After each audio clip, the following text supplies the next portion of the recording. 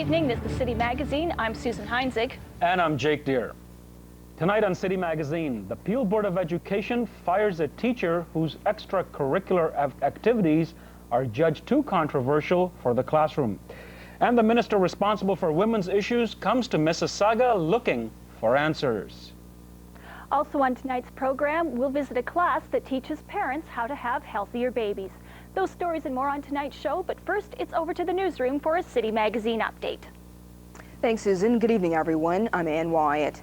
The Health Services Restructuring Commission held a press conference in Toronto to present its recommendations on changes to healthcare for the Greater Toronto Area. There was big news for patients and employees of Mississauga Hospital. The Queensway General Hospital and the Mississauga Hospital will amalgamate and form a single corporation. At the site of the Queensway General Hospital, the Commission is directing the establishment of an ambulatory care centre. The Mississauga Hospital is the only Peel area facility to have changes made. The Commission said the changes are necessary to reduce infrastructure and duplication of services. The announced cuts and amalgamations are projected to save $430 million annually for acute and chronic care. As well as cuts and closures, the Commission is recommending that over $158 million be reinvested for construction, renovation, and equipment. The Commission targets a completion date of 1999. A temporary employee of Mississauga Transit is in custody after $80,000 worth of receipts disappeared. 35-year-old Cy McGanty was arrested without incident at a local hotel on February 27th. McGanty's job included collecting money and checks from authorized Mississauga Transit ticket agents. McGanty failed to report to work at Mississauga Transit on February 13th. McGanty was scheduled to appear in court March 6th on charges of theft over $5,000. Peel Region is getting tough with welfare payments to refugees. Dissatisfied with the federal government's inaction, the region wants to cut welfare payments to those waiting for refugee hearing appeals after their first claim is rejected. The council took the position of sending a bill to the federal government some 5 years or so ago because even at that time it felt that the issues surrounding immigration and the immigration process were taking too long, and as a result the local welfare tax bill was really being burdened unfairly. Currently, refugees have 3 levels of appeals and are able to collect welfare during that time. The 3-appeal process can take as long as 5 years. The region will continue to issue welfare payments if the claimant's country will not take them back or if they've already applied for residency on humanitarian grounds. Peel Region has one of the heaviest caseloads of refugee welfare payments in the country, which may be due in part to its proximity to Pearson Airport. We will have your opinion on immigration in our viewer response mailbag later in the program. Laidlaw Waste Systems say they will fulfill their obligation for recycling pickup in the region of Peel, even though the company is losing money. Collecting Peel's waste has become a losing venture for Laidlaw because of lower than expected levels of yard waste and prices for recyclables.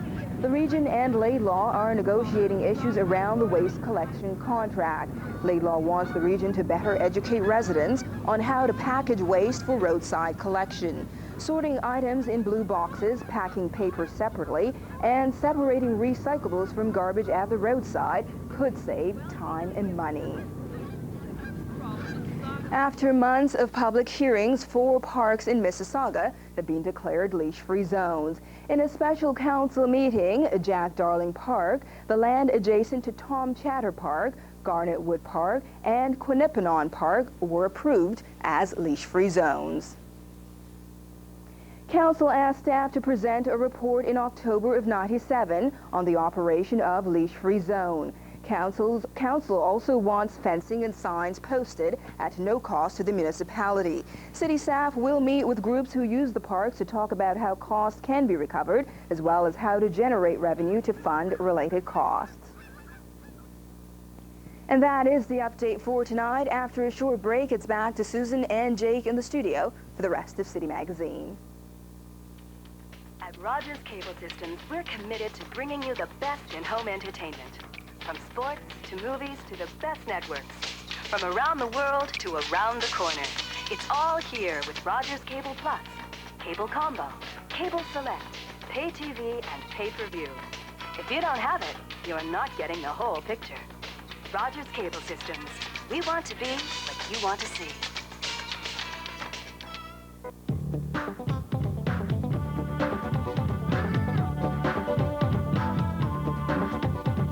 You're watching Rogers Community 10 Peel.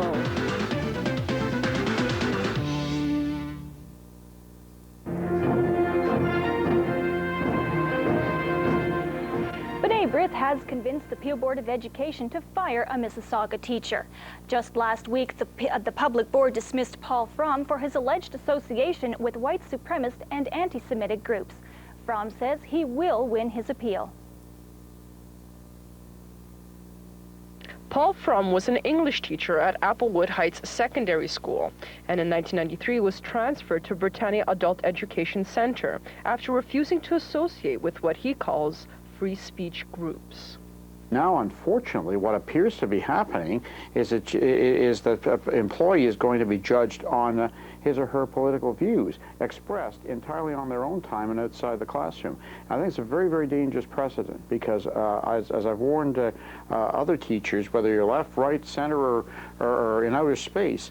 Paul Fromm blames B'nai B'rith for having him fired. He says they kept bothering the trustees at the Peel Board to terminate his position. B'nai B'rith provided videotapes of Fromm associating with white supremacist anti-Semitic groups. And although B'nai B'rith doesn't have evidence of racist comments being said in the classroom, they do say his controversial views created a poisoned environment for students. Teachers, by their very presence in the classroom, are role models.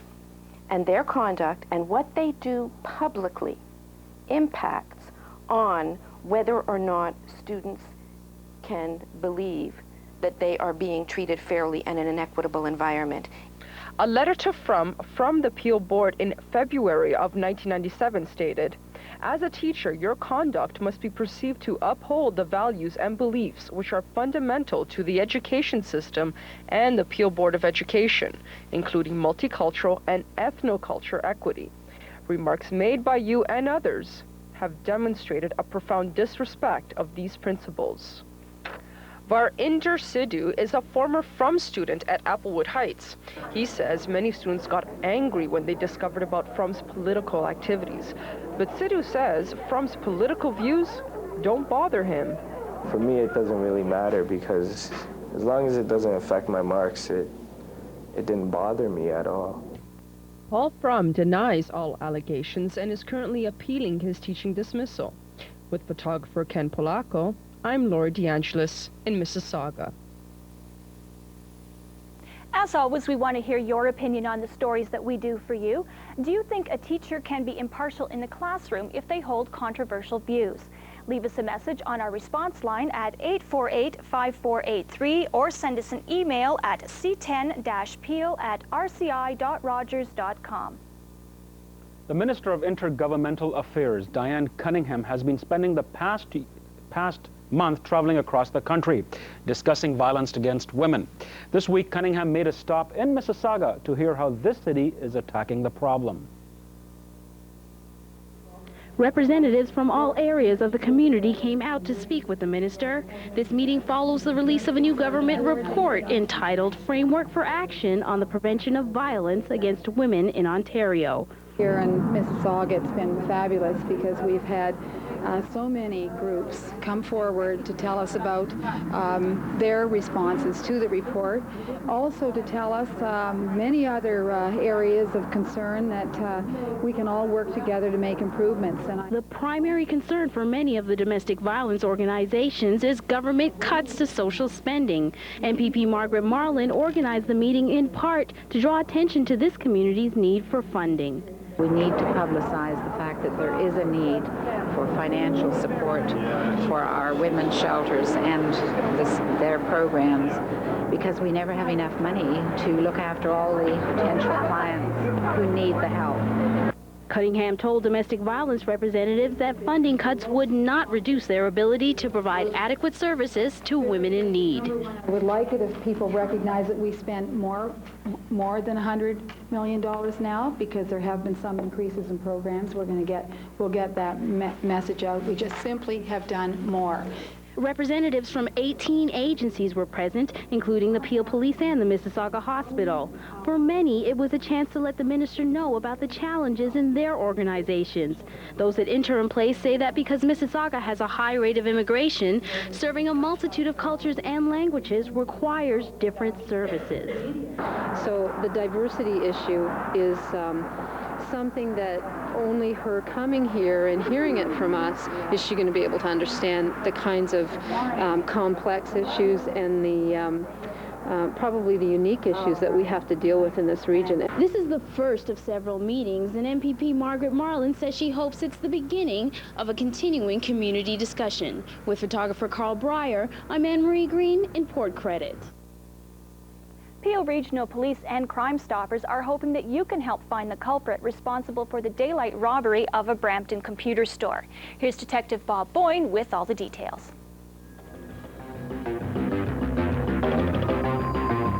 On Monday, January 6th, it was another very busy day at the CompuCenter store located inside the Bramalea City Center.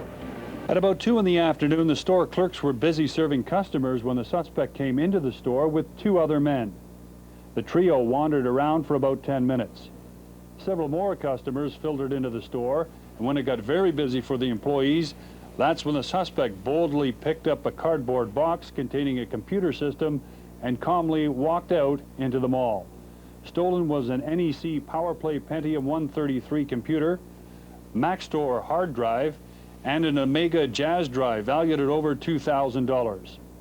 The actual theft and the thief's image were captured on the security camera video. The suspect is described as a white male about 25 years old, 5'10", with a medium build. At the time of the theft, he wore a dark-colored, bulky winter jacket and dark pants.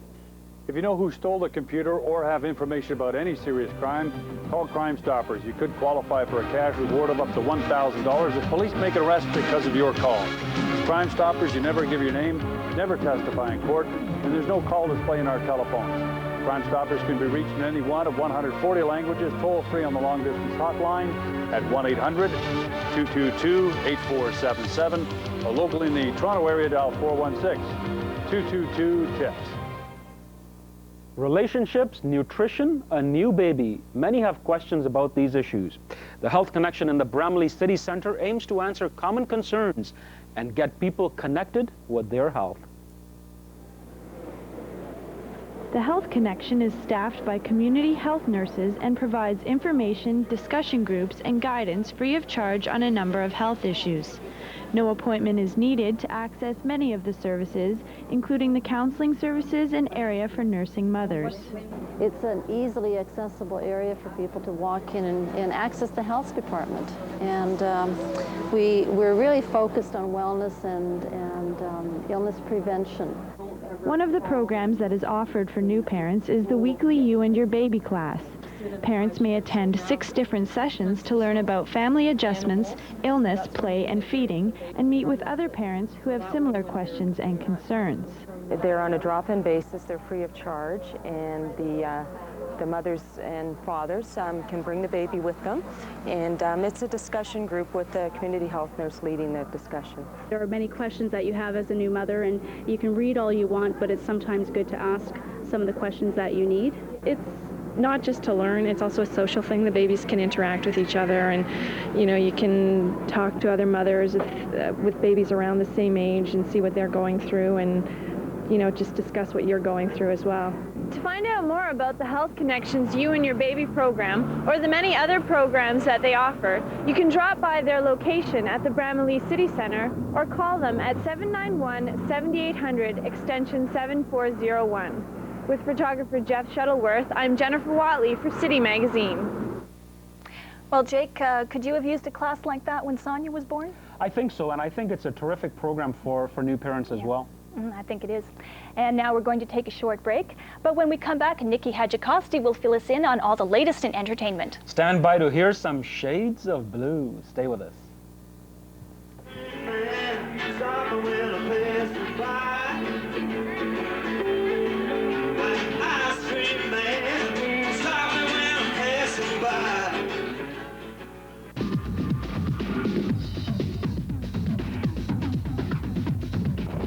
I'm Brad Butt. You're watching Conflicting Interests.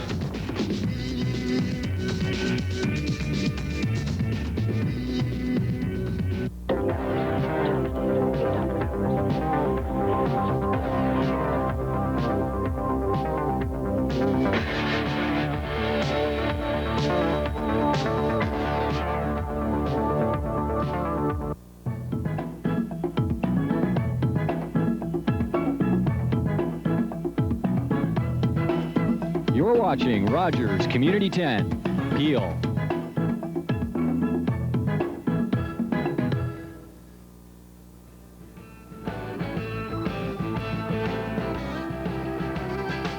Hi, and welcome back to City Magazine. I'm Nikki Hetchikosti. From concert halls to nightclubs, legendary guitarist, singer-songwriter Jack DeKaiser delivers up to a unique mix of rock and blues that makes audiences scream for more. He recently rocked the house at Mississauga's Rock and Docks.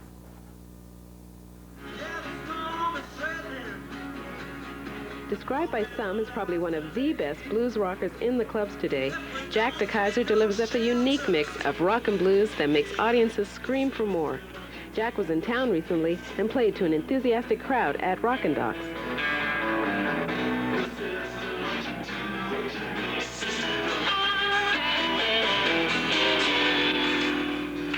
The British native came to Canada as a young teen with his parents.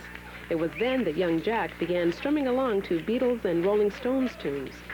DeKaiser has played with legends in the business, from Rompin' Ronnie Hawkins and rockabilly crooner Robert Gordon to some of the great R&B artists he'd idolized like Otis Rush, Etta James, and Bo Diddley. After more than 25 years in the business, and now considered a legend himself, this great Canadian musician shows no signs of slowing down.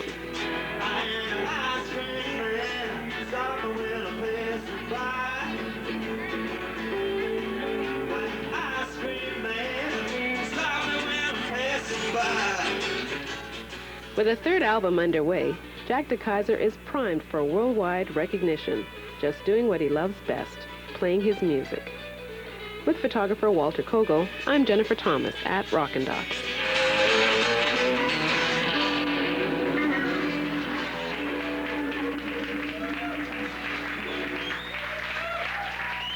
We've got what's happening for you on this week's City Magazine entertainment listing, so listen up. Are you ready for a good laugh and a good story? The Peel Panto Players presents the comedy farce Exit the Body at Cyril Clark Library. The show opens March 19th and continues through April. For information, call 846-7310. The Mississauga Symphony is featuring clarinetist Stephen Pierre. The concert is at the Cawthra Park Auditorium on March 24th at 8 p.m. For more information, call the Symphony office at 274-1571. Stage West is going Hollywood. They'll be hosting the first ever Mississauga Academy Awards Night. This fundraising dinner and show is on March 24th at 8 p.m. For tickets and information, call the Stage West box office at 238-0042. For family fun, check out Dan the Music Man's Family Concert Show.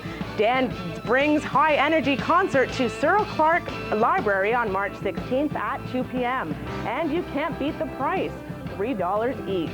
Tickets are available at the circulation desk. As the art world is always evolving, many artists strive to keep their work fresh and relevant. One local artist brings her individuality and style to the art of photography.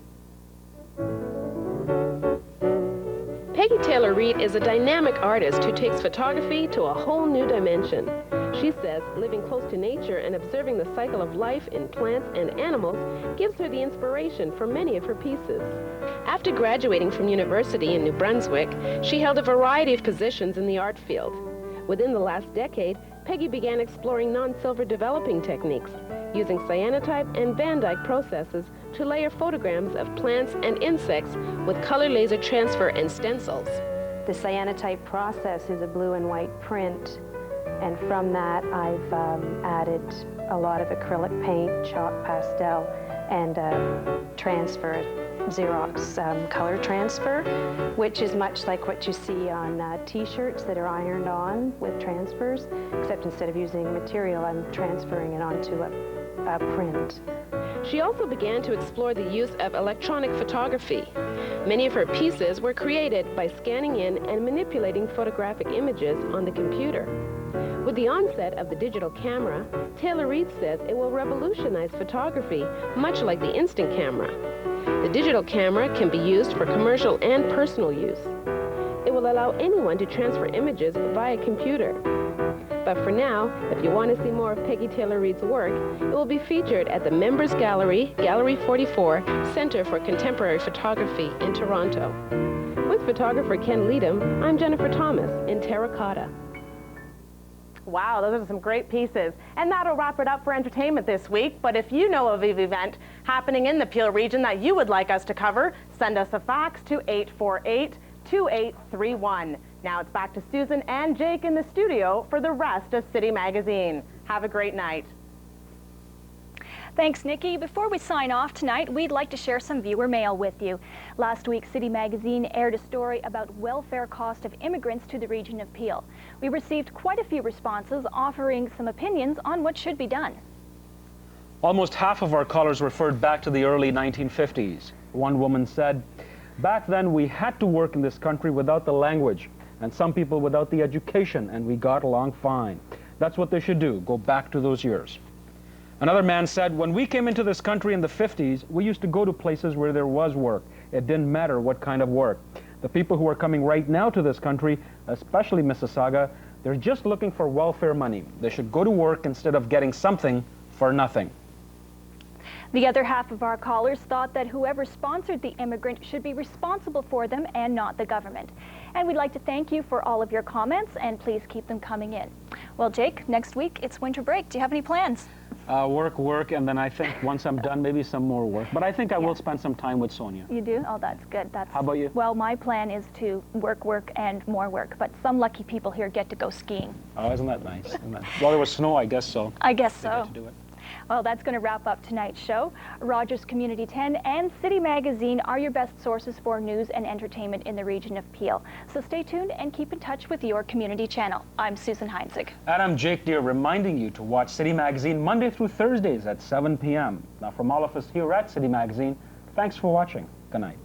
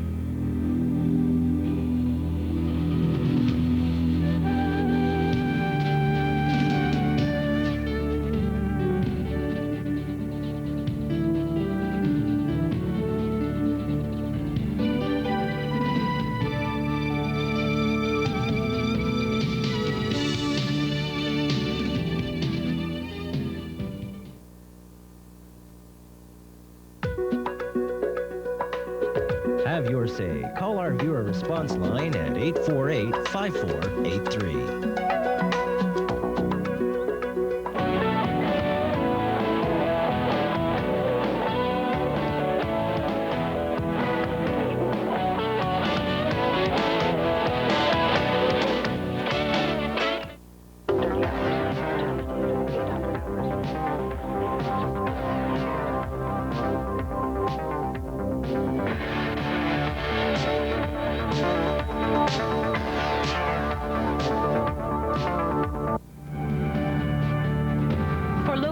Information and entertainment, watch City Magazine daily at 7 p.m.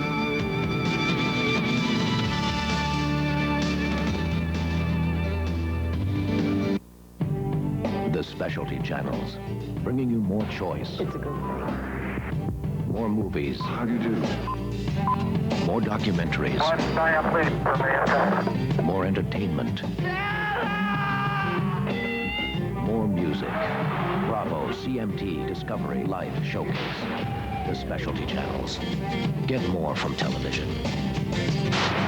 Call Rogers and get the combo. Today's discerning consumers demand more value for their entertainment dollar. At Rogers Cable Systems, we're working hard to bring you the best in home entertainment. In order to maintain our service and prepare for the future, Rogers has been upgrading its cable network with fiber optic technology. Thanks to these modifications, you'll be able to enjoy more channels, better reception, and soon interactive services. These upgrades will on occasion cause service interruptions, but we're sure you'll love the finished product. Rogers Cable Systems. We want to be what you want to see.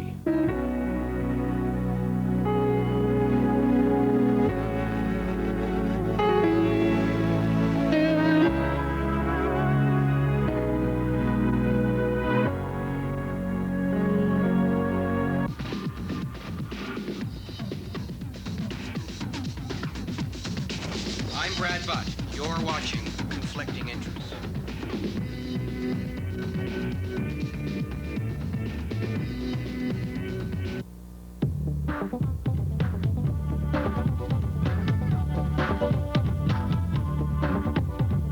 You're watching Rogers Community 10 Peel.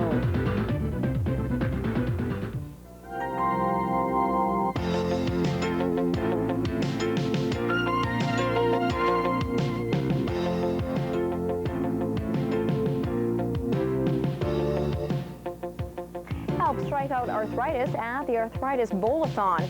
Register your team before March 11th and help the society reach its $30,000 goal. Lots of prizes, including a trip for two to the Bahamas. Call 712-2281 for all the details. The Chinguacousy Garden Club is meeting March 11th, 8 p.m. at the Howden Recreation Center. Guest speaker will be Dr. Virginia Hildebrandt of Stokes Seeds. The topic will be how to start seeds indoors. All former students and staff of Madoc Drive Public School are invited to celebrate the school's 25th anniversary in May.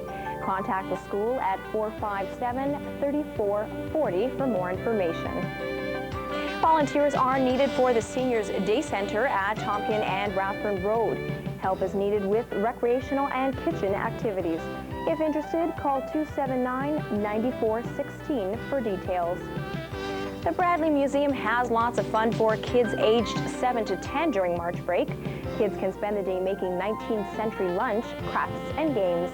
For more information, call 822-1569. If you're holding an event in Brampton or Mississauga worth noting, drop us a fax at 848-2831.